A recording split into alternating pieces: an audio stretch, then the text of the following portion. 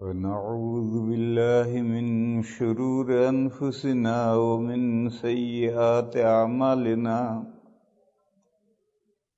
من يهده الله فلا مضل له ومن يضلله فلا هادي له وأشهد أن لا إله إلا الله وحده لا شريك له وأشهد أن سيدنا ومولانا وحبيبنا وشفيعنا محمدا عبده ورسوله أرسله إلى الناس كافة بشيرا ونذيرا وداعيا إلى الله بإذنه وسراجا منيرا صلى الله تعالى عليه وعلى آله وصحبه وبارك وسلم تسليما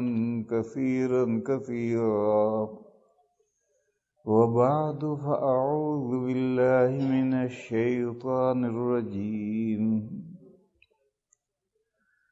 سبحان الذي خلق الأزواج كلها مما تنبت الأرض ومن أنفسهم ومما لا يعلمون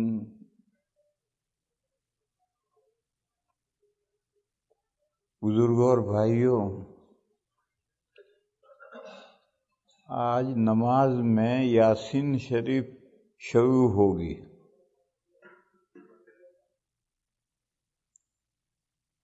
یاسین شریف میں ایک خاص مضمون بیان ہوا ہے اور اس مضمون کے ضمن میں ایک خاص قاعدہ بیان ہوا ہے۔ وہ قاعدہ میں نے پڑھا ہے، ابھی جو آیت میں نے پڑھی اس میں ایک خاص قاعدہ بیان ہوا ہے، اور وہ ایک خاص قاعدہ بیان ہوا ہے ایک خاص مضمون کو سمجھانے کے لیے۔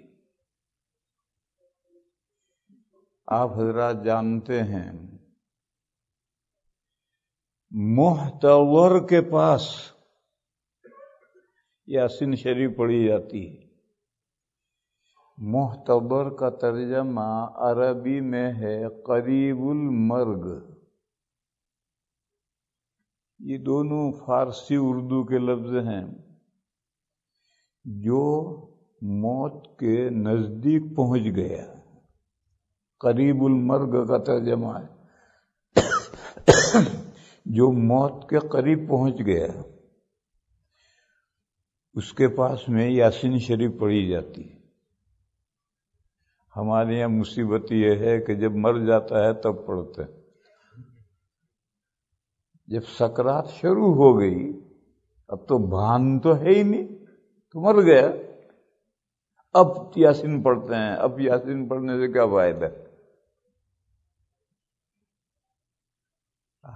اصل مسئلہ یہ ہے قریب المرگ، جب یہ پتہ محسوس ہونے لگے کہ اب یہ آخری بیماری ہے، اب یہ اٹھے گا نہیں، جہاں بر نہیں ہوگا اس بیماری سے، اس بیماری میں اسے یاسین سنا نہیں ہے۔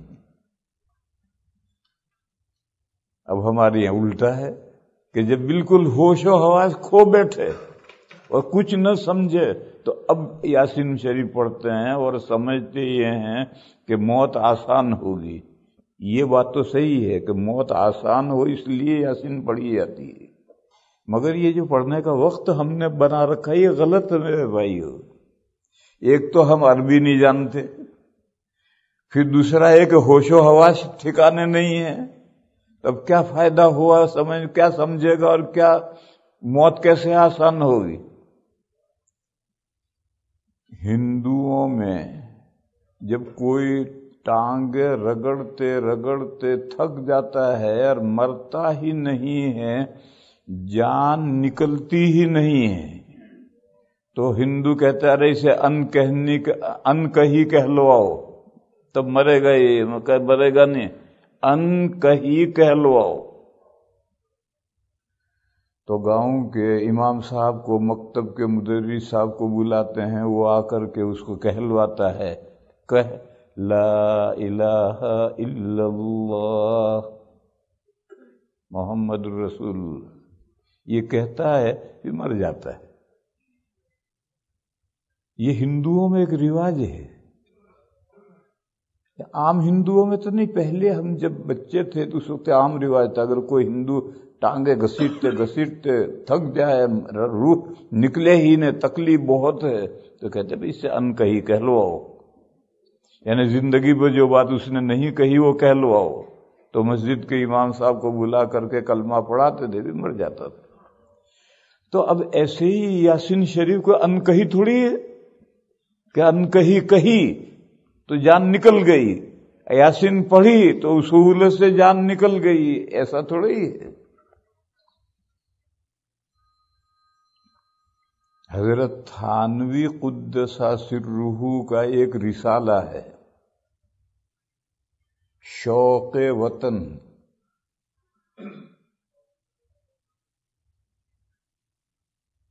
اس رسالے میں یہ مضمون ہے کہ موت کے قریب میں یاسین شریف اس لیے پڑھی جاتی ہے کہ آدمی کو یہ یاد آئے کہ میرا وطن جنت ہے، انسان کا اصل وطن جنت ہے، جنت سے یہاں آیا ہے۔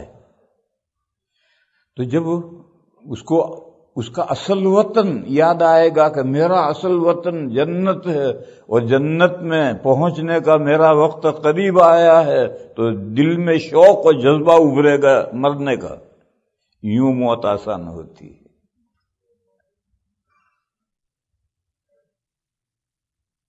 انسان کا اصل وطن جنت ہے۔ اس کی تھوڑی سی تفصیل یہ ہے کہ اللہ نے دادا اور دادی دونوں کو اسی زمین پر پیدا کیا ہے،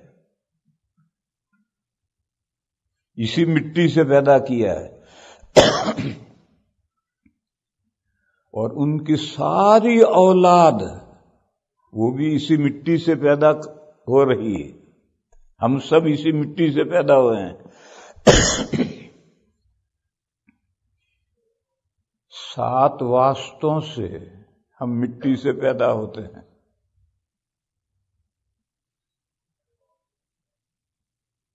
مٹی میں سے غذائیں نکلتی ہیں تو مٹی کا اثر لے کر آتی ہیں۔ وَلَقَدْ خَلَقْنَا الْإِنسَانَ مِنْ سُلَالَةٍ مِّن طِينٍ، مٹی کا ست نچوڑ ہم نے نکالا، اس سے انسان کو پیدا کیا۔ یہ زمین میں سے جو غذائیں کھانے پینے کی چیزیں نکلتی ہیں اس کو انسان کھاتا ہے تو اس کے باڈی میں خون پیدا ہوتا ہے۔ یہ دوسرا مرحلہ آیا، مٹی میں سے خون۔ پھر یہ خون مرد اور عورت کے بدن میں مادہ بنتا ہے، منی بنتی، یہ تیسرا مرحلہ آیا۔ پھر یہ مادہ ماں کے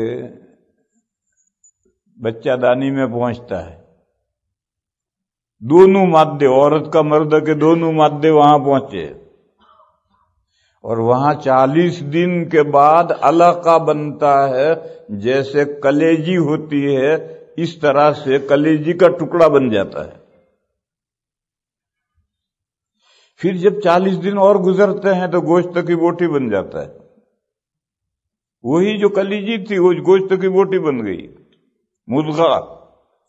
پھر اور 40 دن گزرتے ہیں تو اس میں ہڈیاں پیدا ہو جاتی ہیں، سفید سفید دھاگے پیدا ہو جاتے ہیں، گوشت کی بوٹی میں سفید سفید دھاگے پیدا ہو جاتے ہیں۔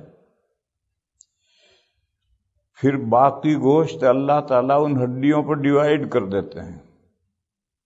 اب بچے کی باڈی مکمل ہو گئی ماں کے پیٹ میں، تو اللہ ایک فرشتے کو حکم دیتے ہیں، وہ عالم ارواح سے وہ روح، جس روح کے لیے یہ باڈی بنائی گئی ہے، اس روح کو وہاں سے لا کر کے باڈی میں ڈال دیتا ہے فرشتہ۔ تو بچہ جسم پیٹ میں، ماں کے پیٹ میں بچہ زندہ ہو جاتا ہے، رات کو سوتی ہے، کوئی حرکت پیٹ میں نہیں ہے، صبح اٹھی بچہ گھوم رہا پیٹ میں، کب پیدا ہو گیا اللہ جانے کب پیدا ہو گیا۔ اب آپ یہ 7 مرحلے ہیں، اس پر غور کیجئے۔ کبھی آپ نے مٹی کو خون بنتے دیکھا ہے؟ اللہ بنا دیتے ہیں، مٹی میں سے غذائیں پیدا کرتے ہیں، غذائیں انسان کھاتا ہے تو اس سے بدن میں خون بن جاتا ہے، یہ تو غذاؤں سے مٹی سے خون بنا۔ پھر یہ جو خون ہے، بلڈ، کبھی اس کو مادے منویہ بنتے کسی نے دیکھا ہے؟ کوئی بنا سکتا ہے کہ خون کو لو اور ہلاؤ اور اس کو منی بنا ڈالو؟ کسی کے بس کا نہیں، اللہ بنا دیتے ہیں۔ پھر مادہ پہنچا ماں کے پیٹ میں تو کلیجی بن گئی، 40 دن میں کلیجی کا ٹکڑا بن گیا، لے عجیب بات ہے۔ پھر وہی کلیجی 40 دن میں گوشت کی بوٹی بن گئی۔ کبھی دیکھا ہے جانور کے پیٹ میں کلیجی گوشت کی بوٹی بنے؟ پھر اس گوشت کے اندر دھاگے نکلے اور وہ بڑھ کر 360 ہڈیاں بن گئے۔ پھر باقی جو گوشت بچا وہ ہڈیوں پر ڈیوائیڈ کر دیا۔ دیکھو انگلیوں پر ہلکا گوشت ہے، یہاں گئے تو گوشت زیادہ ہو گیا اور یہاں زیادہ ہو گیا۔ ایسے ہی پورے بدن میں کہیں بالکل گوشت نہیں ہے، کہیں تھوڑا ہے، کہیں زیادہ ہے۔ اور پیچھے تو 2 تربوز باندھ دیے۔ تربوز جانتے ہو، واٹر میلن، 2 تربوز باندھ دیے تاکہ جہاں بھی تشریف رکھنی ہو رکھو، گدے کی ضرورت نہیں ہے۔ آتے آئیے تشریف رکھیے، تو کیا رکھتا ہے؟ وہی تربوز ہی تو رکھتا ہے۔ اگر یہ صورت نہ ہوتی تو آپ جگہ جگہ بے تکلف کیسے بیٹھتے؟ جہاں جتنا گوشت چاہیے اتنا پورا ڈیوائیڈ کر دیا۔ ثم انشأناه خلقا آخر، پھر اللہ نے ایک نئی مخلوق بنا ڈالی، انسان اشرف المخلوقات بنا دیا مٹی میں سے۔ فتبارک اللہ احسن الخالقین۔ بتاؤ اللہ کتنا شاندار پیدا کرنے والا ہے۔ یہ 18ویں پارے کے پہلے رکوع میں یہ مضمون آیا ہے۔ اس سے معلوم ہوا کہ تمام انسان مٹی سے پیدا ہو رہے ہیں، اور تمام انسان نہیں، جتنی زمین پر جتنی مخلوقات ہیں سب مٹی سے پیدا ہو رہی ہیں، اور جو آسمان پر مخلوقات ہیں وہ نور سے پیدا ہو رہی ہیں۔ زمینی مخلوقات سب مٹی سے پیدا ہو رہی، اور آج بھی زمینی مخلوقات 3 طرح پیدا ہو رہی ہیں۔ ایک زمین سے ڈائریکٹ پیدا ہوتی ہیں اور ان میں توالد و تناسل نہیں ہوتا ہے، نسل نہیں چلتی۔ وہ جو ڈائریکٹ مٹی سے پیدا ہوئی، جب تک اس کی زندگی ہے وہ زندہ رہتی ہے، پھر اس کا موت کا وقت آتا ہے تو مر جاتی ہے، اس کی قیامت قائم ہو گئی۔ بے شمار مخلوقات اسی طرح سے ڈائریکٹ مٹی سے پیدا ہو رہی۔ یہ پھل لٹک رہا ہے، اس پھل کے اندر کیڑا پڑ گیا، یہ کیڑا کہاں سے پیدا ہوا؟ اسی پھل سے پیدا ہوا۔ پھل کہاں سے پیدا ہوا؟ درخت سے پیدا ہوا۔ درخت کہاں سے پیدا ہوا؟ زمین میں سے پیدا ہوا۔ ساری توانائیاں زمین ہی کی لے کر کے تو پھل بڑھ کر کے اتنا بڑا بنا ہے۔ تو یہ کیڑا مٹی سے پیدا ہوا، مٹی میں بیج ڈالا، اس سے امرود نکلا، امرود کے درخت نکلا، پھر پتے نکلے، پھر پھول نکلا، پھر پھل نکلا، اس میں کیڑا پڑا۔ بچے کے پیٹ میں کیڑے پڑ گئے، چھوٹے چھوٹے کچوکے بھی پڑتے ہیں، اس کو کچوکے کہتے ہیں، چھوٹے چھوٹے کیڑے ہوتے ہیں بے حساب، اور ایک لمبا کیڑا بھی پیدا ہوتا ہے بچے کے پیٹ میں۔ یہ پیٹ میں کہاں سے پیدا ہو گیا؟ مٹی سے پیدا ہو گیا۔ وہ جو کھایا انسان نے وہ غذا سڑی، پیٹ میں جا کر سڑی، بچے کے پیٹ میں وہ غذا سڑی تو کچوں کے پیدا ہوئے، لمبا کیڑا پیدا ہو گیا۔ یا پالک کے پتوں میں کیڑے کا بیج پیٹ میں پہنچا اور وہ جا کر بیج ہو کر کیڑا بن گیا، تو پالک کے پتے میں جو بیج آیا ہے وہ بھی زمین سے آیا ہے۔ اتنی تفصیل سمجھنے کے لیے کافی ہے کہ آج بھی بے شمار مخلوقات ڈائریکٹ مٹی سے پیدا ہوتی ہے۔ رات کو بارش ہوئی، آج کوئی مینڈک نہیں ہے، اگلے دن پورا میدان بھر گیا، ٹر ٹر ٹر ٹر، ہر طرف مینڈک ہی مینڈک، کہاں سے آ گئے؟ یہ سب مٹی سے پیدا ہو گئے۔ آپ نالی میں چشمہ لگا کر دیکھتے رہیے اور مچھر پیدا ہو کر اڑ جائے گا اور آپ کچھ بھی نظر نہیں آئے گا آپ کو۔ آپ کے بدن میں آپ دیکھتے رہیے، آپ کو کچھ نظر نہیں آئے گا، جوئیں پیدا ہو جائیں گے، سر میں جوئیں ہو جائیں گے، کپڑوں میں جوئیں ہو گئی، کہاں سے آ گئے؟ یہ آپ کے بدن کے میل سے پیدا ہوئی، سر میں جوئیں بھی اور بدن میں کپڑے میں جوئیں بھی۔ آپ دیکھتے رہیے، کچھ نظر نہیں آئے گا اور مچھر اور پسو پیدا ہو کر کمرے میں اچھلنے لگے۔ ارے کہاں سے پیدا ہو گئے مچھر پسو تو بہت کم دیکھنے میں آتے ہیں، مچھر تو ہوتے ہیں، پسو اور چھوٹا سا ہوتا ہے جو کودتا ہے اور مچھر سے زیادہ خطرناک ہوتا ہے، اس کو پسو کہتے ہیں۔ اب پسو دیکھنے کو ملتے نہیں، اسی لیے جہاں صفائی کا اہتمام ہوگا وہاں جوں، مچھر، پسو نہیں پیدا ہوں گے، مکھیاں پیدا ہوں گی، مچھر نہیں پیدا ہوں گے، کیونکہ یہ سب میل سے پیدا ہوتے ہیں۔ تو اگر صفائی کا اہتمام ہو تو نہیں پیدا ہوں گے، اور اگر صفائی کا اہتمام نہ ہو، جیسے ہمارے یہاں ہندوستان میں مدرسوں میں طالب علم ہفتے میں 1 مرتبہ نہاتے کپڑے بدلتے ہیں، یا زیادہ سے زیادہ کوئی 2 مرتبہ، تو ان کے کمروں میں مچھر، جوئیں، کھٹمل سب پیدا ہوتا ہے۔ آپ حضرات اہتمام کرتے ہیں، روز نہاتے ہیں بے ضرورت، تو مچھر کے مکھیاں نہیں پیدا ہوتی، مکھیاں تو الگ پیدا ہوتی ہیں، اس کا میل سے کوئی تعلق نہیں۔ برسات ہو گئے، برسات میں طرح طرح کے گھاس میں کیڑے پیدا ہو جاتے ہیں، کہاں سے پیدا ہو گئے؟ اللہ جانے، کل نہیں تھے، آج سارا جنگل بھر گیا ان کیڑوں سے۔ پھر دوائیں ڈالتے ہیں تو چند دن میں مر گیا، وہ کیڑا کہیں ہے ہی نہیں، کہاں گیا؟ ان کی قیامت قائم ہو گئی۔ تو بے شمار مخلوقات ہے جو آج بھی ڈائریکٹ مٹی سے پیدا ہوتی ہے اور ہم کو پتہ بھی نہیں چلتا اور وہ پیدا ہو جاتی ہے۔ اسی طرح سے دادا اور دادی ڈائریکٹ مٹی سے پیدا کیے گئے ہیں، بلکہ ہر نوع کے پہلے 2 فرد نر اور مادہ مٹی سے پیدا کیے گئے۔ پھر تمام زمینی مخلوقات کو اللہ نے حکم دیا آدم کے سامنے سرنڈر کرو، سجدہ کرو، اس لیے کہ آدم علیہ السلام کو اور ان کی اولاد کو زمین میں اللہ اپنا خلیفہ بنائیں گے، نائب بنائیں گے، ڈپیوٹی بنائیں گے، کارخانے کا مینیجر بنائیں گے۔ بس کارخانے کے سارے ملازمین سرنڈر ہوں تو ہی تو وہ کارخانہ چلائے گا۔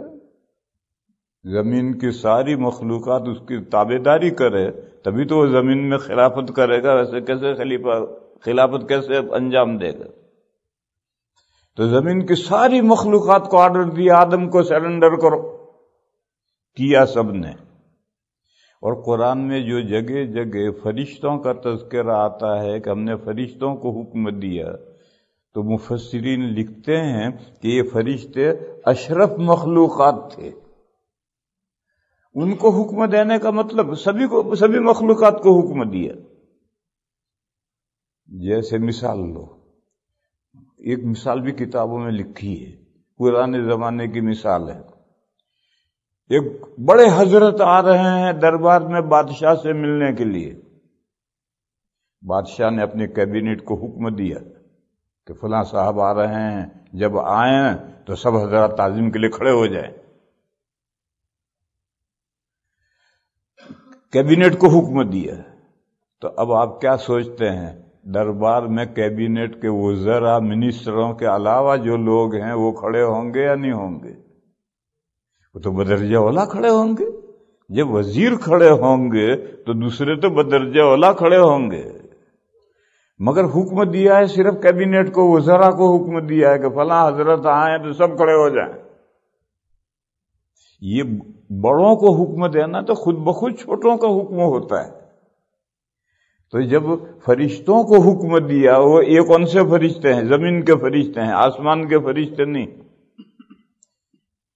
زمین کے فرشتوں کو ملائے سافل کہتے ہیں اور آسمان کے فرشتوں کو ملائے اعلیٰ کہتے ہیں. اور ملائے اعلیٰ کا ذکر سورہ صاد میں آیا ہے.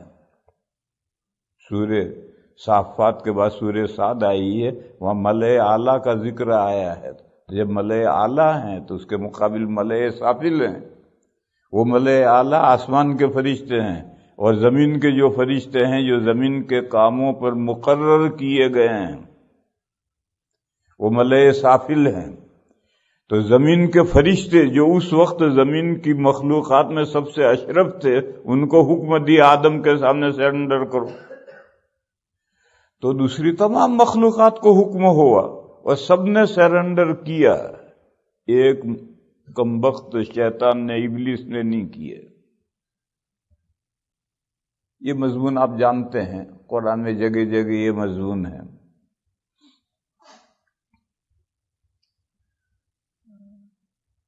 خلیفہ کس کو کہتے ہیں؟ اس کو بھی لوگوں نے چیستان بنا دیا ہے. اور یہ جو یونیورسٹیوں والے جو ایجوکیٹڈ ہیں، انہوں نے کتابیں اور مقالے لکھ لکھ کر کے خلیفہ کو چیستان بنا دیا ہے.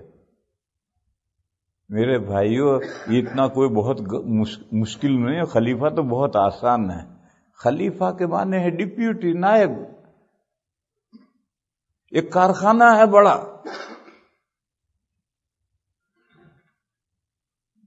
باس خود نہیں جاتا کارخانہ چلانے، اس نے ایک مینیجر بٹھایا ہے اور اس کو ایک دستور اساسی بائی لاز بنا کر کانسٹیٹیوشن دیا ہے کہ اس کے مطابق کارخانہ چلاؤ. اب یہ جو مینیجر ہے وہ اس دستور کو سب سے پہلے اپنی ذات پر بھی نافذ کرے گا اور کارخانے کے سب ممبروں پر نافذ کرے گا. اور یہ جو مینیجر ہے یہ باس کا خلیفہ ہے. باس خبر تو سب رکھے گا، آئے گا نہیں. بس اتنا مضمون ہے. اللہ نے اس زمین میں انسان کو خلیفہ بنایا ہے. یہ زمین اللہ کی ہے، زمین کی ہر چیز اللہ کی ہے، لیکن اس میں انسان کو خلیفہ بنایا ہے. اور پھر انسان کو ایک کانسٹیٹیوشن دیا ہے. قرآن کریم، تورات، زبور، انجیل، آسمانی کتابیں دی ہیں کہ ان کتابوں کے مطابق تو اس زمین کو برت اور اس زمین میں میرا قانون نافذ کر. بس انسان کو سب سے پہلے وہ قانون اپنی ذات پر نافذ کرنا ہے، پھر کارخانے کے ملازمین پر نافذ کرنا ہے. ہندوستان میں جب انگریزوں کا قبضہ تھا تو ایک کارخانہ لاس میں جا رہا تھا. سرکاری گورنمنٹ انڈر ٹیک کارخانہ تھا، گھاٹا کر رہا تھا. تو انگریزوں نے لندن سے مینیجر بھیجا تاکہ کارخانے کو، بڑا کارخانہ تھا، اس کو بچائے، گھاٹے سے بچائے. اس زمانے میں جو یہاں سے لندن سے آفیسران جاتے تھے تو اردو پڑھ کر جاتے تھے. جو لندن سے آفیسران جاتے تھے اردو پڑھ کر جاتے تھے، شاندار اردو پڑھ کر جاتے تھے.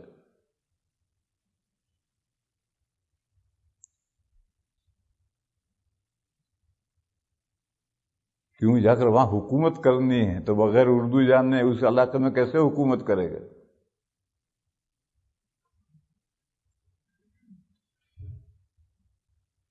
ایک وائسرائے گیا ہے، وائسرائے یہ تو سب سے بڑا حاکم تھا وہاں کا، کوئین کا نائب تھا، اور اردو بہترین جانتا تھا. اس کو ایک گمان تھا کہ میرے جیسی اردو کوئی نہیں جانتا. جب وہ وہاں گیا تو آل انڈیا مشاعرہ ہوا تاکہ تمام ہندوستان کے شعراء آئیں اور وائسرا کی تعریف میں قصیدے کہیں. الہ آباد میں اکبر الہ آبادی تھے، سرکاری عہدے پر تھے. اس زمانے میں کلیکٹر کوئی ہندوستانی نہیں بن سکتا تو انگریز ہی آئے گا، لیکن نائب کلیکٹر ہندوستانی بن سکتا تھا، اور یہ آخری پوسٹ تھی جہاں تک ہندوستانی بڑھ سکتا تھا، اس سے آگے ہندوستانی نہیں جا سکتا تھا. تو اکبر الہ آبادی ڈپٹی کمشنر تھے، اور رگوں پے میں انگریزوں کی دشمنی بھری ہوئی تھی، مگر سرکاری ملازم تھے اور گورنمنٹ کے ماتحت تھے. تو ان کو بھی حکم پہنچا کہ وائسرا نیا آیا ہے، قصیدہ کہہ کر لے کر کے آئیے قصیدہ پڑھنے کے لیے. اکبر بھی پہنچے، سب اپنے اپنے نمبر پر قصیدے پڑھتے رہے، وائسرا سنتا رہا. اکبر کھڑے ہوئے اور قصیدہ کا پہلا مصرع پڑھا. 7 سمندر کود آئے بندر. انگریزوں کو بندر کہتے ہیں، کالے سفید منہ کے ہوتے ہیں، اور 7 سمندر اوورسیز. تو لندن سے 7 سمندر کود کر آئے. 7 سمندر کود آئے بندر. تو اردو جانتا تھا وائسرائے، سمجھ گیا، اور اس نے کہا واٹ یو سے. اردو بھول گیا. ارے بھائی مشاعرہ اردو میں ہو رہا ہے، اس کو گالی دینی ہے، ڈانٹنا، اردو میں ڈانٹ نہیں، اس کی اصلی زبان نکل آئی. اس نے کہا واٹ یو سے. تو اکبر نے بڑے اسٹائل سے، کھڑے ہوئے قصیدہ پڑھ رہے تھے تو بڑے اسٹائل سے جھکے اور کہا پورٹ مائی لارڈ. بندر سے مراد بندرگاہ ہے، پورٹ ہے. تو گھڑوں پانی پڑ گیا اس کی اردو دانی پر. وہ کہتا میں اردو جانتا ہوں. کہاں جانتا ہے تو؟ بندر کے معنی بھی نہیں جانتا. اس طرح سے کہا پورٹ مائی لارڈ، یعنی میری مراد بندر سے بندرگاہ ہے کہ لندن سے بندرگاہ پر پانی کے جہاز سے آئے. اس زمانے میں ہوائی جہاز نہیں تھے، اس زمانے میں ہوائی جہاز نہیں تھے، پانی کے جہاز ہی سے آتے تھے.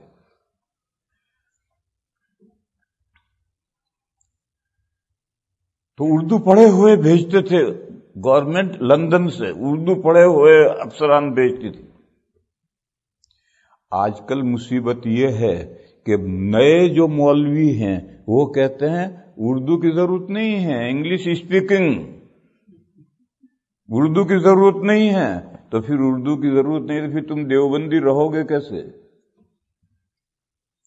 دیوبند کے جو اکابر ہیں ان کی جو تصنیفات ہے اور انہوں نے قرآن و حدیث کو جو سمجھایا ہے وہ ڈائریکٹ ان کی کتابوں سے مطالعہ کرو گے تو ہی تو تم دیوبندی رہو گے، اور ان کی کتابیں تم نہیں مطالعہ کرو گے تو تم دیوبندی کیسے رہو گے؟ دیکھو کوئی اہل السنہ والجماعہ میں رہنا چاہتا ہے تو اہل السنہ والجماعہ کی کتابیں دیکھنی پڑیں گی. کوئی شیعہ ہونا چاہتا ہے تو شیعوں کی کتابیں دیکھنی پڑیں گے. کوئی رافضی خارجی ہونا چاہتا ہے تو خوارج کی کتابیں دیکھنی پڑیں گی. کوئی بریلوی بننا چاہتا ہے تو بریلویوں کی کتابیں دیکھنی پڑیں گی، اور کوئی دیوبندی بننا چاہتا ہے تو دیوبند کے اکابر کی کتابیں دیکھنی پڑیں گی. وہ نہیں دیکھے گا تو دیوبندی کیسے بنے گا؟ اور دیوبند کے اکابر کی تو ساری کتابیں اردو میں یا عربی میں یا فارسی میں، انگریزی میں کوئی کتاب نہیں. اردو میں اصل تو عربی میں ہے، عربی میں کم ہے. کم کیوں ہے؟ ہندوستان میں عربی کم رائج ہے. یا پھر فارسی میں ہے، فارسی اس زمانے میں بہت رائج تھی، ہندو تک فارسی جانتے تھے، یا پھر اردو میں ہے، انگریزی میں نہیں ہے۔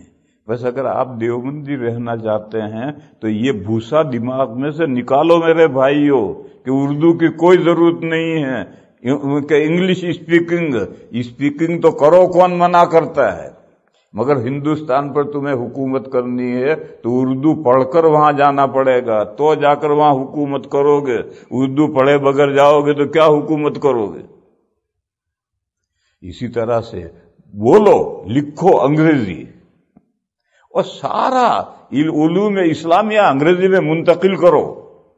اب تک جو انگریزی میں کتابیں ہیں وہ ایجوکیٹڈ لوگوں کی لکھی ہوئی ہیں جو دین کو صحیح سمجھے ہی نہیں، ان کی کتابیں انگریزی میں سے ہیں، ہٹاؤ ان کو، تم لکھو، دین کو صحیح طریقے پر انگریزی میں منتقل کرو، لکھو بھی انگریزی، بولو بھی انگریزی، مگر پڑھو تو اردو، اور اعلیٰ درجے کی اردو سیکھو اور پڑھو، تو اکابر کی کتابوں کا مطالعہ کر کے دین کو سمجھ سکو گے اور نہیں سمجھ سکو گے۔ یہ جو آج کل خیال تیزی کے ساتھ پیدا ہو رہا ہے یہ غلط خیال ہے۔ انگریزی پڑھنے میں کوئی حرج نہیں، ضروری ہے، بولنا بھی ضروری ہے، جب ملک انگریزی ہے تو بولنا ہے، لکھنا بھی انگریزی ہے، لیکن سیکھنا تو ہے عربی سے سیکھنا ہے، عربی میں سے فارسی میں آیا، فارسی سے سیکھنا ہے، فارسی نہیں جانتے تو فارسی کی کچھ زیادہ اہمیت نہیں رہی، عربی سے بھی اردو میں آیا، سارے علوم اسلامیہ اردو میں آ گئے ہیں۔ اب اردو سے ڈائریکٹ جو سیکھے گا وہ صحیح سیکھے گا، اور اردو کے اولن تو تمام اردو کی کتابوں کے ٹرانسلیشن نہیں ہیں، اور اگر ہیں بھی تو وہ معتبر نہیں ہیں۔ اس لیے میرے بھائیو اس مضمون کو اچھی طرح سے سمجھو، اور یہ آج کل کے نئے جو علماء نکل رہے ہیں انہوں نے یہ خیال پھیلایا ہے، اور وہ خیال ایک درجے تک صحیح ہے کہ انگریزی بولو، انگریزی سیکھو، انگریزی لکھو، لیکن پڑھو، عربی پڑھو، عربی پڑھے بغیر تم اپنا دین کیسے باقی رکھو گے؟ اردو پڑھو، اس عربی قرآن و حدیث کی جو ایکسپلینیشن اکابر دیوبند نے کی ہے وہ ان کی کتابوں سے سمجھو گے جبھی دین باقی رہے گا، ورنہ کیسے رہے گا؟ تو میرے بھائیوں، میں کہہ یہ رہا تھا کہ مینیجر پہنچا، اس نے سارے کارخانے کے ملازمین کو اکٹھا بلایا اور اس نے کہا دیکھو بھائی میرے یہاں کوئی قانون نہیں، بس ایک قانون ہے کہ ٹائم ٹو ٹائم ڈیوٹی پر آؤ، 5 منٹ معاف ہیں، اس سے زیادہ کوئی تاخیر کرے گا تو تنخواہ کٹے گی، کوئی ڈنڈا نہیں برسایا جائے گا، تنخواہ کٹے گی۔ اور پھر ڈیوٹی پر آ گئے، اب جو چاہے کرو، بیٹھے بیٹھے کام کرو، سوتے رہو، بیڑی پیتے رہو، گپ کرتے رہو، جو کرنا ہو کرو، ڈیوٹی پر ٹائم ٹو ٹائم آؤ، ورنہ تنخواہ کٹے گی 5 منٹ کے بعد۔ تو لوگوں نے کہا واہ ہوا ہے، یہ تو بہت اچھا مینیجر ہے، کوئی قانون نہیں، آئیں گے گپ کریں گے بیٹھے بیٹھے، ڈیوٹی پر آ جائیں گے۔ کارخانہ شروع ہوا، لوگ ڈیوٹی پر وقت پر آنے لگے۔ 1 ہفتے کے بعد میں اس مینیجر نے اپنی گھڑی آدھا گھنٹہ پیچھے کر لی، اور اپنی گھڑی کے اعتبار سے آن ٹائم آیا، آ کر دفتر میں بیٹھا، تو گویا 8 بجے آنا تھا، تو دفتر کی گھڑی میں تو 8:30 بج رہے ہیں۔ تو اس نے چپراسی سے کہا یہ گھڑی غلط کیوں ہے؟ تو اس نے کہا حضور گھڑی صحیح ہے۔ اس نے کہا نہیں، 8 بج رہے ہیں، یہ 8:30 کیوں بجا رہی؟ اب دوڑ دھوپ شروع ہوئی۔ اس زمانے میں، آج کل تو ہر جگہ گھڑیاں ہی گھڑیاں ہیں، پہلے تو ریڈیو تو تھے ہی نہیں، پہلے تو ڈاک خانے جاتے تھے، وہاں سے ملاتے تھے، گھنٹہ گھر سے جا کر ملاتے تھے، دوڑ دھوپ ہو رہی، ادھر ملا رہے ادھر ملا رہے۔ 1 گھنٹے کے بعد ثابت ہوا کہ دفتر کی گھڑی صحیح ہے، صاحب کی گھڑی غلط ہے۔ تو اس مینیجر نے فوراً اکاؤنٹ آفس کو، محاسبی کو حکم بھیجا کہ فلاں تاریخ کو میں آدھا گھنٹہ دیر سے آیا ہوں، میری تنخواہ کاٹ دی جائے۔ سارا کارخانہ سہم گیا کہ جو اپنے آپ کو نہیں بخشتا وہ دوسروں کو کیا بخشے گا؟ یہ وہ خلیفہ ہے، گورنمنٹ ہے لندن، اس نے یہ مینیجر بھیجا ہے اور اس کو قانون دیا ہے. اس قانون کو مینیجر کی ذمہ داری کہ پہلے وہ اپنی ذات پر نافذ کرے، پھر اپنے دائرے میں، اس کے دائرے میں بھینس ہے تو بھینس پر بھی اللہ کا قانون نافذ کرے، اس کے دائرے میں بیوی ہے تو بیوی پر بھی اللہ کا قانون چلا ہے، بچے ہیں بچوں پر بھی، پڑوسی ہیں، ماں باپ ہیں، جانور ہیں، دوسری مخلوقات ہیں، تمام مخلوقات. اور اللہ نے نیتا بنایا ہے تو پبلک پر بھی، محلے پر، گاؤں پر بڑا لیڈر بنایا ہے تو اس کا جہاں تک دائرہ اور سرکل ہے وہاں تک اللہ کا نازل کیا ہوا کانسٹیٹیوشن یعنی قرآن کریم کو نافذ کرے. خلیفہ کا یہ مطلب ہے. ہمارے جو انگریزی پڑھے لکھے نہیں، جو ایجوکیٹڈ لوگ ہیں، یعنی جو یونیورسٹیوں میں پڑھے ہیں، مدارس میں علماء سے نہیں پڑھے، وہ جب آیت کی تفسیر کرنے بیٹھتے ہیں تو خلیفہ کے معنی میں آسمان و زمین کے قلابے ملاتے ہیں اور کچھ کا کچھ کرتے ہیں. خلیفہ کا مطلب، ارے خلیفہ کا مطلب کل اتنا ہے کہ اللہ نے انسان کو زمین میں پیدا کیا اور ساری زمین کی مخلوقات اس کے ماتحت کر دی. دیکھو بڑی سے بڑی طاقتور خونخوار مخلوقات انسان کی انگلیوں پر ناچتی ہے. شیر ہو، چیتا ہو، ببر ہو، ہاتھی ہو، گینڈا ہو، سانپ ہو، بچھو ہو، سب انسانوں کی انگلیوں پر ناچتے ہیں. سب سرنڈر کر دیے اللہ نے، آدم کو سرنڈر کرو، سجدہ کرو.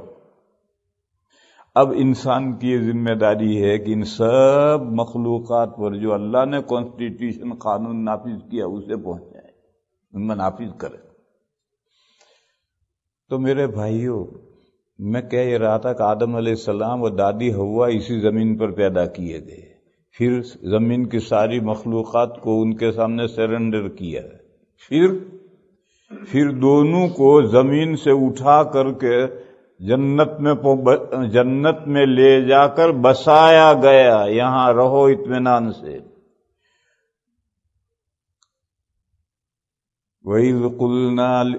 وَقُلْنَا لِآدَمَ اُسْكُنْ أَنْتَ وَزَوْجُكَ الْجَنَّةَ، ہم نے آدم سے کہا کہ آپ اور آپ کی وائف دونوں جنت میں بسو. یوں زمین پر سے اٹھا کر کے آسمان میں لے گئے ہیں ان کو. پھر جنت میں کتنا عرصہ رہے دادا دادی نہیں بتا سکتے. اللہ نے جو کہا تھا فلاں درخت مت کھائیو، اللہ کا یہ عہد و پیمان بہت جلدی آدمی نہیں بھولتا ہے. ایک لمبا وقت گزرتا ہے تو پھر ذہن میں دھندلا ہو جاتا ہے حکم. تو 2 دن کے بعد میں وہ درخت کھا لیا، ایسا نہیں ہوتا نہیں ہے. کتنا عرصہ گزرا اللہ جانے.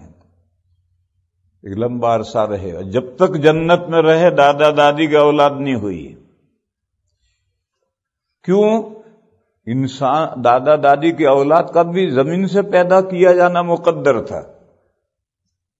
پھر جو انہوں نے وہ چلتے چلتے پیر پھسل گیا. انبیاء سے لغزش ہوتی ہے، لغزش کے معنی ہیں چلتے چلتے بلا ارادہ پیر پھسل گیا اور دھڑام سے گر پڑا. اس کو لغزش کہتے ہیں. اس کو نافرمانی نہیں کہتے، معصیت نہیں کہتے، گناہ نہیں کہتے. نافرمانی کیا ہے؟ باس کا حکم مجھے معلوم ہے اور میں نے کہا نہیں مجھے اس کے خلاف کرنا ہے. انبیاء ایسی نافرمانی نہیں کر سکتے. اللہ کا حکم انہیں معلوم ہے پھر بالقصد وہ نافرمانی کریں، ایسا نہیں ہو سکتا. کیوں نہیں ہو سکتا؟ کیا دلیل ہے؟ یہ تو اہل السنہ والجماعہ کا عقیدہ ہے کہ انبیاء معصوم ہیں. اگر انبیاء نافرمانی کرنے لگیں گے تو معصوم کہاں رہے؟ تو یہ تو اہل السنہ والجماعہ کا بنیادی عقیدہ ہے کہ انبیاء گناہوں اللہ ان کو بچائے ہوئے ہیں. معصوم کے معنی ہے بچائے ہوئے، گناہوں سے بچائے ہوئے ہیں، اللہ نے بچا رکھا ہے.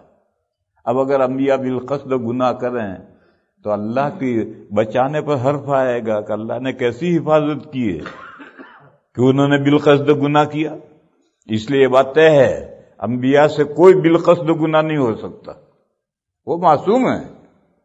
اگر ان سے بالقصد گناہ ہو تو اللہ کی عصمت پر حرف آئے گا. ہاں چلتے چلتے بغیر ارادے کے پھسلن کی جگہ تھی تو پھسل پڑا، ایسا ہو سکتا ہے. اس کو عربی میں کہتے ہیں لغزش. لغزش کے معنی ہیں پھسل گیا. ظاہر ہے کہ اگر کوئی چلتے چلتے پھسل پڑے تو کوئی اسے مورد الزام نہیں قرار دیتا ہے. ایک آدمی چھت پر سے نیچے بچہ گرا اور ٹانگ ٹوٹی تو سب ماں باپ ڈانٹیں گے نالائق تیرا دماغ خراب تھا کیوں اوپر سے نیچے گرا. اور چلتے چلتے پھسل جائے اور ٹانگ ٹوٹ جائے تو کوئی اس کو تو پھسل گیا کیا کرے. تو گناہ ہے اوپر سے بالقصد نیچے گرا اور ٹانگ ٹوٹی، یہ گناہ ہے. اور چلتے چلتے پھسل جائے اور ٹانگ ٹوٹ جائے یہ گناہ نہیں ہے، یہ تو قابل معافی ہے. اور فوراً گھر والے اٹھائیں گے ارے بھائی پھسل گیا ٹانگ ٹوٹ گئی چلو ہاسپٹل لے چلو. تو انبیاء سے لغزش ہوتی، گناہ معصیت نہیں ہوتی. اور اگر کسی جگہ پر اللہ تعالیٰ اس لغزش کو معصیت کہیں تو اللہ کو کہنے کا حق ہے، ہمیں کہنے کا حق نہیں. جیسے ایک بندہ ہے وہ دارالعلوم دیوبند کا شیخ الحدیث ہے، محتمی میں صدر مدرس ہے. اس کا باپ کیا کہے گا؟ عبد الرحمن لوٹا پانی بھر کے لائیے مجھے وضو کرنا ہے. اس کا باپ تو یہی کہے گا عبد الرحمن لوٹا بھر کے لا مجھے وضو کرنا ہے. وہ شیخ الحدیث ہے، محتمم ہے، صدر مدرس ہے، مگر یہ اس کا باپ ہے.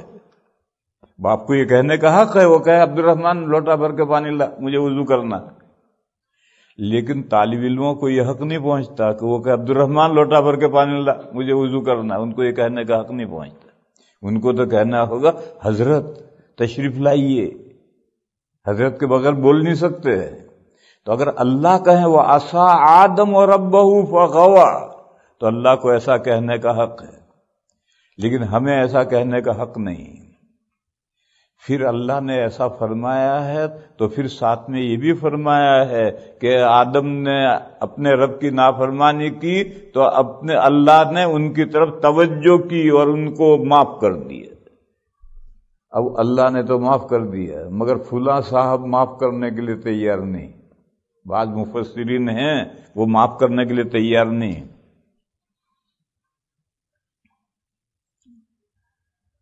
تو لغزش ہوئی اور وہ زمین پر اتارے گئے. پھر اب زمین میں وہ بسے اور ساری اولاد ان کی بسی. یہ جنت میں ان لے جا کر کیوں بسایا گیا؟ یہ اصل نقطہ سمجھنے کا ہے. زمین پر پیدا کیا، مخلوقات سے زمین پر سجدہ کروایا، وہ زمین پر رہتے، کھاتے پیتے اور اولاد ہوتی. یہ سب ہو رہا ہے. یہاں پیدا کیا پھر جنت میں بسایا اور ایک لمبے عرصے کے بعد وہاں سے وہ لغزش ہوئی تو نیچے اتارا. وہاں کیوں بسایا؟ یہ بس اس لیے بسایا کہ انسان کا اصل وطن جنت ہے.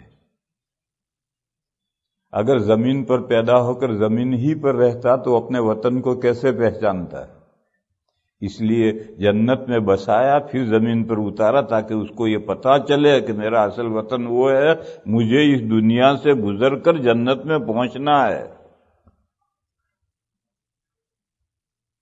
حضرت تھانوی نے جو کتاب لکھی شوق وطن، تو وطن جنت ہے. اور شوق مانے جذبہ، وطن میں جانے کا جذبہ. یہ جذبہ پیدا کرنے کے لیے یاسین شریف پڑھی جاتی ہے. یاسین شریف میں یہی مضمون ہے. بہرحال ہمارا اصل وطن وہ ہے.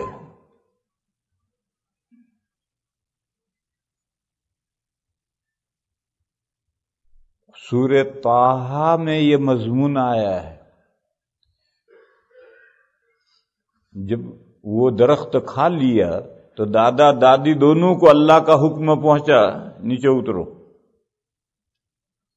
اہبطا منہا جمیعا दोनों ही नीचे उतरो।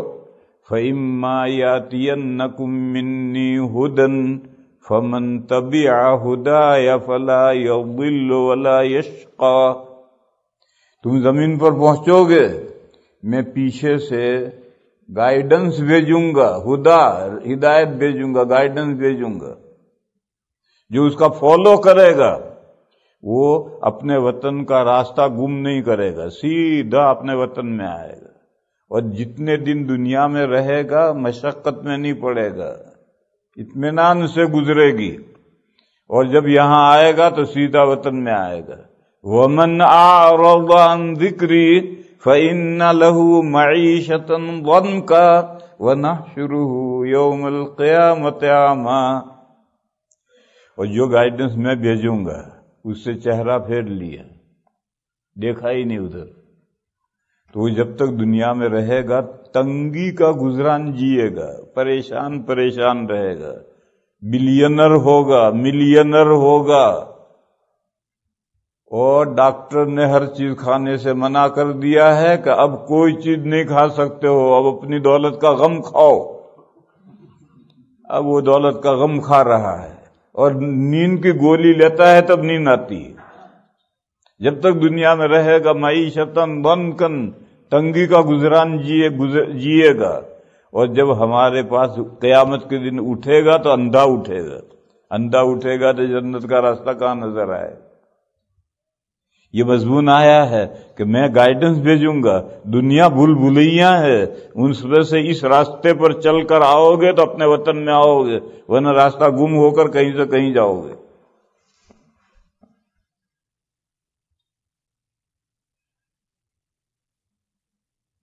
تو میں اصل یہ مضمون سمجھا رہا تھا کہ وطن دکھایا، پھر وہاں سے جنت پر اتارا، تو مرنے سے محتضر، لفظ محتضر کے معنی قریب المرگ، جب آدمی آخری بیماری میں ہے اور یہ احساس ہے کہ شاید اب یہ بچے گا نہیں، اس بیماری میں یہ مر جائے گا، تو اب اسے خود بھی اگر ہوش ہیں تو خود بھی یاسین پڑھنی ہے، اور اگر خود نہ اتنی طاقت نہیں رکھتا تو دوسرے پڑھ کر سنائیں۔ اس یاسین شریف میں جو مضامین ہیں وہ جنت کا شوق بھڑکانے والے مضامین ہیں۔ تو یہ مضامین یاسین پڑھ کر اور یاسین سن کر وطن کا شوق پیدا ہوگا، اس لیے پڑھی جاتی ہے یاسین۔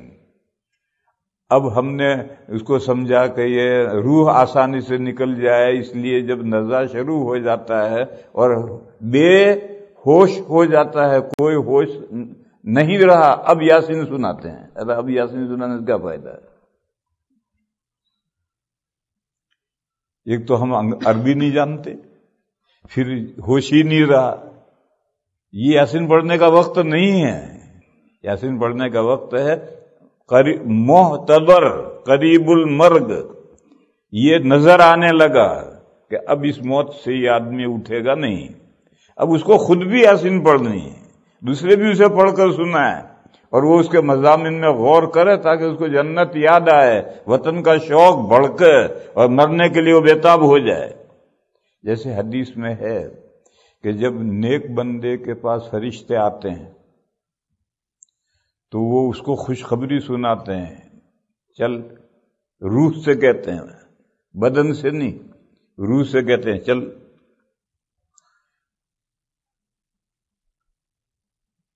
اللہ کے یہاں تیرا انتظار ہے، تیرے لیے جنت ہے، تیرے لیے نعمتیں ہیں، تیرے لیے یہ ہے، تیرے لیے وہ ہے۔ تو حدیث شریف میں ہے کہ روح بدن میں سے نکلنے کے لیے بےتاب ہو جاتی ہے، پھڑکتی ہے، بس فرشتے والناشطات نشطن، انہوں نے روح کو جو بدن کے ساتھ اللہ نے باندھ رکھا ہے وہ گرہ کھول دی، روح پھر گئی، ابھی تو بندھی ہوئی ہے، روح بدن کے ساتھ بندھی ہوئی ہے، گرہ لگی ہوئی ہے، وہ گرہ حصی نہیں ہے، معنوی ہے۔ جیسے یہ آسمان ہے، یہ آسمان ستونوں پر کھڑا ہے، یہ سارے آسمان ستونوں پر کھڑے ہیں، مگر وہ ستون ہمیں نظر نہیں آتے، ایسے ستون جس کو انسان دیکھیں ایسے ستون نہیں ہیں، بغیر امد ترونہا، لیکن ستون ہیں اور وہ کشش کے ستون ہیں مانوی. ایسے ہی روح بدن کے ساتھ بندھی ہوئی ہے مگر وہ نظر نہیں آتی. جب فرشتے وہ رابطہ ختم کرتے ہیں ایک دم روح نکلتی ہے بے تاب. تو اسی طریقے سے جب اس نے فرشتوں نے خوشخبری سنائی تو روح نکلنے کے لیے بے تاب ہو گئی. تو یاسین پڑھے گا تو وطن اصلی یاد آئے گا تو اپنے وطن میں جانے کے لیے شوق نہیں پیدا ہوگا، شوق پیدا ہوگا. تو میرے بھائیوں،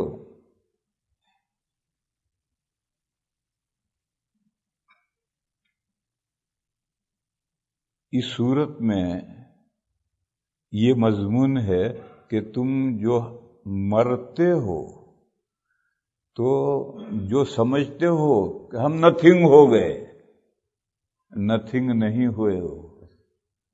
جیسا کہ بچہ پیدا ہوتا ہے تو ہم سمجھتے ہیں کہ یہ نیست سے ہست ہوا، نتھنگ سے تھنگ ہوا. نہیں بھیا، پیدا تو فارسی کا لفظ ہے، پیدا کے معنی ظاہر ہوا، ورنہ بچہ تو ماں کے پیٹ میں 4 مہینے پہلے سے نیست سے ہست ہو گیا، نتھنگ سے تھنگ بن گیا. ابھی جو پیدا ہوا تو پیدا تو فارسی لفظ ہے، اس کے معنی ظاہر ہوا. اب وہ نیست سے ہست نہیں ہوا، نتھنگ سے تھنگ نہیں بنا، وہ تو 4 مہینے پہلے نتھنگ سے تھنگ بنا. اور 4 مہینے پہلے بھی نہیں، جب آدم علیہ السلام پیدا ہوئے تھے تب روح پیدا ہوئی ہے. نتھنگ سے تھنگ تو اس وقت بنا ہے. مگر ہماری غلط فہمی ہے، ہم یہ سمجھتے ہیں پیدا کا مطلب ہی ہم یہ سمجھتے ہیں کہ نتھنگ سے تھنگ بنا. ایسے جب مرتا ہے تو ہم کیا سمجھتے ہیں کہ تھنگ سے نتھنگ ہو گیا، ختم. جو کافر سمجھتے ہیں وہی ہم سمجھتے ہیں.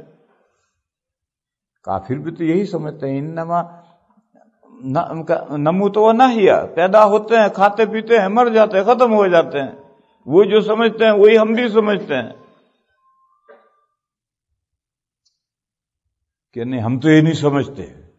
ہم اگر یہ نہ سمجھتے ہوتے، آخرت کے دین پر یقین ہوتا تو ہماری زندگی کا یہ طور طریق نہ ہوتا. داڑھی منڈے داڑھی نہ منڈاتے، حرام کمانے والے حرام نہ کماتے، بد اخلاقیوں کا برتاؤ کرنے والے بد اخلاقیاں نہ کرتے، بدتمیزی سے گفتگو کرنے والے بے تمیزی کی گفتگو نہ کرتے اگر انہیں آخرت کے دن پر یقین ہوتا. مگر زبانی طور پر کہتے ہیں ہم آخرت مانتے ہیں، آخرت مانتے وانتے کچھ نہیں. ماننے والوں کی زندگی کا نقشہ کچھ اور ہوتا ہے، اور ہمارا نقشہ تو نہ ماننے والوں کی نقشہ ہے ہماری زندگی. بس اسی طریقے پر ہم کہتے تو یہ ہیں کہ مرنے کے بعد دوبارہ زندہ ہونا ہے، کہتے تھے کہ مانتے وانتے نہیں. لیکن حقیقت یہ ہے کہ مرنے کے بعد میں نتھنگ نہیں ہوئے. جو روح عالم ارواح سے باڈی میں آئی تھی وہ باڈی سے روح نکل کر کے پاس آوے، آگے گئی برزخ میں، پھر وہاں سے ریوس آئے گی، معاد. قیامت کو جب یہ 2 باڈی زمین میں سے نکلے گی تو ریوس آئے گی اور پھر نئی زندگی شروع ہوگی. یہ مضمون ہے بعث بعد الموت کا مضمون یاسین شریف میں، کہ تمہیں مرنے کے قریب ہو رہا ہے. اب اس کو افسوس، میرا یہ مکان، میرا یہ کاروبار، میرے یہ کھیت، میرے یہ بچے، میرے یہ دوست احباب، یہ سب چھوٹ جائیں گے، مر جاؤں گا. کام چھوٹ نہیں جائیں گے، تو مر کے ختم نہیں ہوگا، مرنے کے بعد تجھے دوبارہ زندہ ہونا ہے. اور تو نے اگر اچھا کام کیا ہے تو یہ سارے تیرے ہیں. وہ حدیث یاد کرو، سمنوا ضحایاکم، قربانی کے جانور موٹے تگڑے کرو، فإنها علی الصراط مطایاکم. یہ جو تم نے قربانی کے جانور ہیں انہی پر بیٹھ کر تمہیں پل صراط سے گزرنا ہے. تو یہ جو سب تیرا ہے وہ سب تیرا ہے اگلی زندگی میں بھی، کہیں جانے وانے کا نہیں، تیرے ہاتھ سے جانے کا نہیں. اگر جائے گا تو عارضی طور پر جائے گا. آپ تنخواہ لاتے ہیں اور لا کر بینک میں جمع کرتے ہیں تو کیا بینک کا ہو گیا؟ نہیں، وہ تو ہمارا ہی ہے. مگر کب ہمارا ہے؟ جب ہم بینک سے نکالیں گے، وہاں تک تو بینک میں ہی پڑا ہے. تو اسی طرح سے میرے بھائیوں سمجھو کہ اب ہم مر رہے ہیں اور ہمارا سب کچھ چھوٹ جائے گا. چھوٹ نہیں جائے گا، وہ بینک میں پڑا ہے. پھر اگلی زندگی آئے گی تو تمہاری یہ سب چیزیں تمہیں واپس ملیں گی اگر تمہارا عمل نیک ہے. اور عمل بد ہے تو بھی یہ چیزیں واپس آئیں گی. حدیث شریف میں ہے جس نے اونٹوں کی زکوٰۃ نہیں دی، جانوروں کی زکوٰۃ نہیں دی، اس کے سارے اونٹ قیامت کے دن آئیں گے اور اس کو میدان میں لٹایا جائے گا. اور اس کے اونٹ کیوں لائن بنا کر آئیں گے اور اس کے اوپر سے چڑھ کر رونتے ہوئے، سینگ مارتے ہوئے، کاٹتے ہوئے گزریں گے. دوسرا، تیسرا، آخری گزرا تو پہلا گھوم کر کے لائن پر آ گیا، وہ گزرے گا. یہ پورے قیامت کے میدان میں یہی عذاب ہوتا رہے گا. معلوم ہوا کہ یہ اونٹ جو ہیں یہ بھی آئیں گے. بس آدمی یہ سمجھے کہ میں مرنے کے بعد دوبارہ زندہ ہوں گا، میں تو مر جاؤں گا تو میرا یہ سب گیا. گیا نہیں ہے، تجھے مرنے کے بعد دوبارہ زندہ ہونا ہے اور یہ سب تیرا ہے. اب تو سوچ کہ تو نے اس کو کس حال میں اپنا بنایا ہے، اچھے طریقے پر یا برے طریقے پر. اچھے طریقے پر اپنا بنایا تو بھی تیرا ہے، برے طریقے پر اپنا بنایا تو بھی تیرا ہے. تو اس سورت پاک میں جو یاسین شریف آج شروع کی جائے گی، اس میں بہت سی دلیلیں ہیں بعث بعد الموت کی، کہ انسان کو مرنے کے بعد دوبارہ زندہ ہونا ہے.